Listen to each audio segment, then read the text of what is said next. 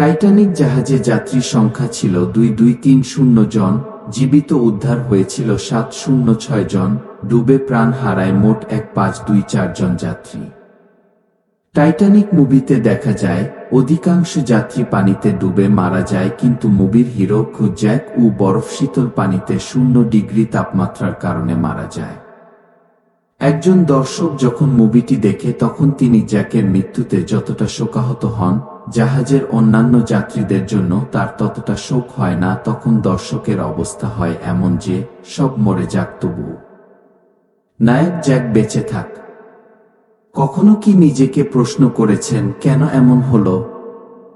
মানুষ হিসেবে সকল যাত্রীর মৃত্যুতে সমান দুঃখ পাবার কথা ছিল, অথচ নায়ক জ্যাকের প্রতি দর্শকের এত দরদ হয় কেন?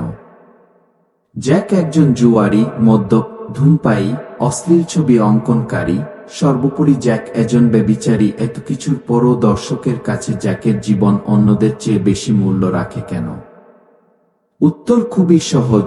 প্রযোজক ক্যামেরাটি শুধু জ্যাক ও রোজ এর দিকে ফিরিয়ে রাখে, ফলে দর্শকের মনে হয় জাহাজে যাত্রী শুধু ওরা দুজনেই, কিন্তু একই সময় ক্যামেরার অপর প্রান্তে হাজার হাজার নারী ও শিশুর চিৎকার ও আর্তনাদ দর্শকের কানে পৌঁছে না, ফলে দর্শক তা অনুধাবনের চেষ্টাও করে না।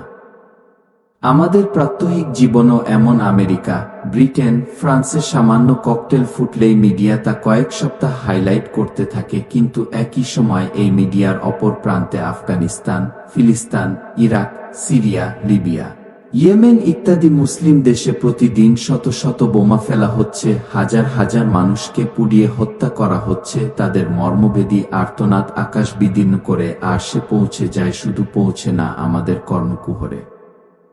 পৃথিবীর সকল পাপের উৎস এই পশ্চিমারা, ওরাই মানুষকে শিখিয়েছে সমকামিতা, পশুকামিতা, লিভ টুগেদার, আরো কত কি। ওরা হিরোশিমা ও নাগাসাকিতে 3 লক্ষ মানুষ হত্যা করেছে, ইরাকে 10 লক্ষ মানুষ হত্যা করেছে, আফগানিস্তানে ওদের হত্যাযজ্ঞ এখনো চলছে। এত কিছুর পরও পশ্চিমারা আমাদের চোখে হিরো।